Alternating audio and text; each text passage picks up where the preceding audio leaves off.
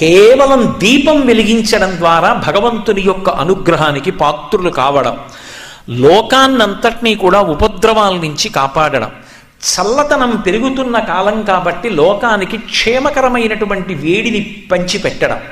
ఇంతే కాదు, ఈ మాసంలోనే కార్తీక పౌర్ణమి నాడు వెలిగించేటటువంటి దీపం చేత నరుడు మిగిలినటువంటి సమస్త ప్రాణికోటికి ఉపకారం చేస్తాడు. ఎందుకంటే కార్తీక పౌర్ణమి నాడు గుత్తి దీపాలు వెలిగిస్తారు. 365 ఒత్తులు గుత్తి చేసి దాన్ని బూందీ ఒత్తి అని పిలుస్తూ ఉంటారు. గుత్తి చేసి వెలిగిస్తారు. ఇంట దీపం వెలగకుండా ఒక్కరోజు కూడా ఉండకూడదు. ఏ కారణం చేతనైనా ఇంట దీపం లేకుండా ఇల్లు తాళం వేసి ఉన్నటువంటి దోషం పరిహరింపబడడానికి 365 ఒత్తులు, అంటే ఒక రోజుకి సిద్ధపడిన వాడిని 365 రోజులు ఇల్లు తాళం వేసి దీపం లేకుండా వెళ్ళిపోవడానికి సిద్ధపడగలిగిన